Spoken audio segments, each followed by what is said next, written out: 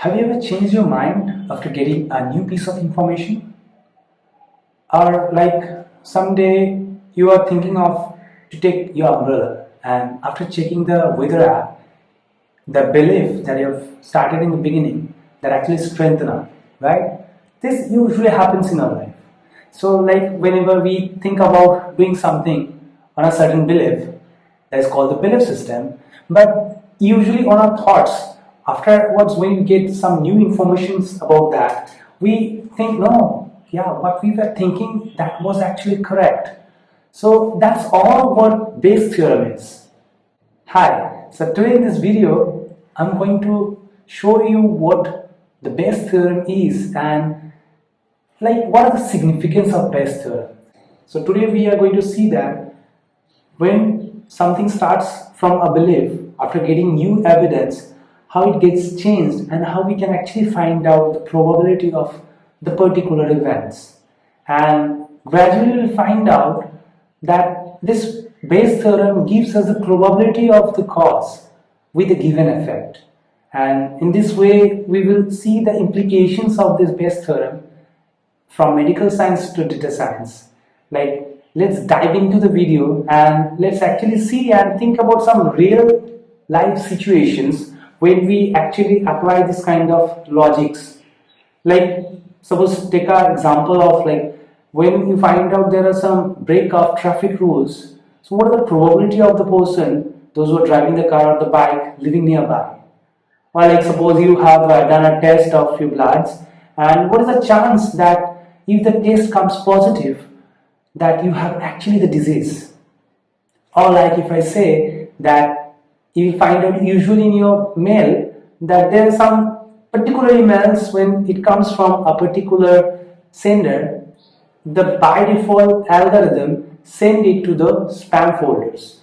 So how does it actually works? Like on which particular keywords or like from particular senders it usually gets the emails, it's always sent into the spam folders. So how can we actually find out if it goes to the spam folder, does that email actually a spam one?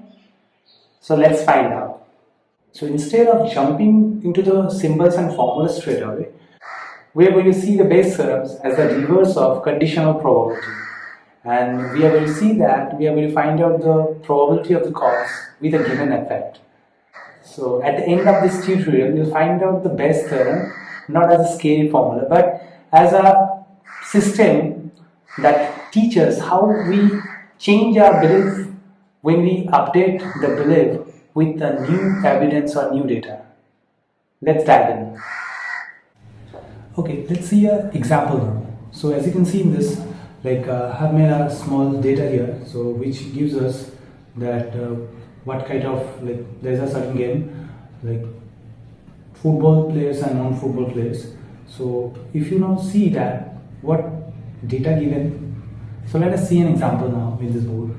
So here I have given that there's a game where out of 100 students 10 are playing football and 9 students are non-football players, and out of 8 of 10 they wear their shoes, and out of the non-footballers 9 of them wear shoes. So it's quite simple to understand that if I ask you that what percentage of students, those who play football, they wear shoes, it's simple as that. 8 out of 10 into 100, so it's like 80%, right? Now if I ask you that overall how many students or in percentage that they wear shoes, it's like 8 students here, 9 students there from the non-player, so it will be simple like 8 plus 9, that is 17. So it will be like 17 out of 100 students that they wear shoes, so it's like 17%, right? So I guess it's all fine. Now if I clear it, and if I ask you another question that is written in this green line that you can see here, that is now if I'm going to take the highlighter now. So if I say that if you randomly see a student wearing a sports shoe, and what is the probability of the student that he or she plays football? Now this is the crack. Now here if you check the question, here you'll find out that the cause is the question here and the effect is already given. Means that here we are going backward, because if you see here we are trying to find out the probability of the students, whether he or she is a football player or not, whether it's already given that he or she is actually wearing shoes. Means the effect is given and we are trying to find out the probability of the cause. So this is where the Bayes theorem helps us to find out the actual answer. So let us understand it from the code. Now we will first see the formula and how the formula came and what the parts of the formula defines, and then we'll see a real life problem that where we will take a sample problem and try to just explain and see and extract the information of the question, and then we will see how Bayes theorems helps us to find out the answer. So instead of jumping into the symbols and formulas straight away, we first going to build intuition. We are going to see the Bayes theorems as the reverse of conditional probability, and we are going to see that we are going to find out the probability of the cause with a given effect. So at the end of this tutorial, you'll find out the Bayes theorem not as a scary formula but as a system that teaches how we change our belief when we update the belief with the new evidence or new data. Let's dive in. Now we are going to see the Bayes theorem in brief, and we are going to see the actual formula, how it looks like and what are the parts of it. So let us consider an event X which is going to occur if like the certain mutually exclusive and exhaustive events called as like A1, A2 and so on like AN. There are n number of mutually exclusive and exhaustive events. So where this all are given like PAI, where this I starts from 1 to n. So this all AI are given, and also like when we are going to see the formula looks like this.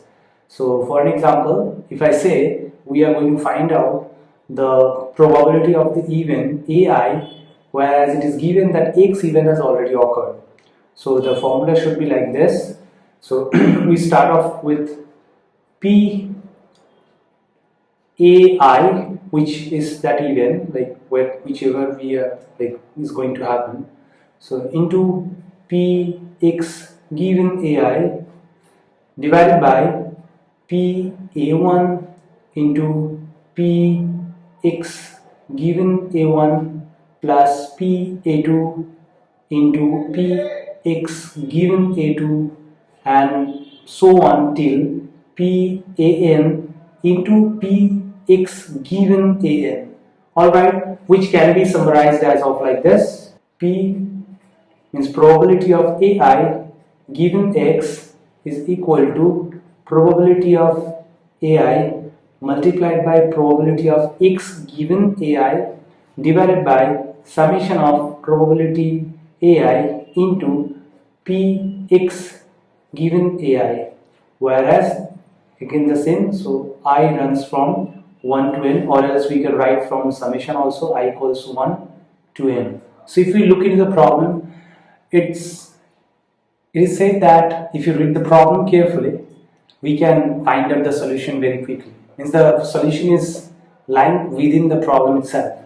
That denotes one white and one red ball to be taken out, and the event A denotes choosing urn A, event B denotes choosing urn B, event C denotes choosing the urn C. Alright, so now like see, choosing one urn out of 3 urns which all looks identical, so it will be 1 by 3, choosing any one of 3, so 3C1. So it's like probability of A, if I summarize from this, probability of B and probability of C, all of this will be equal to 1 by 3.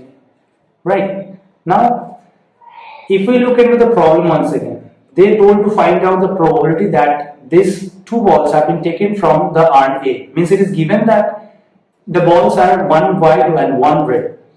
Now we are going to put all of these values one by one. Yeah, now if we see that all this PA, PB, PC, all of these are 1 by 3, because choosing any one of the urn will give us a probability equally likely, so these are all 1 by 3.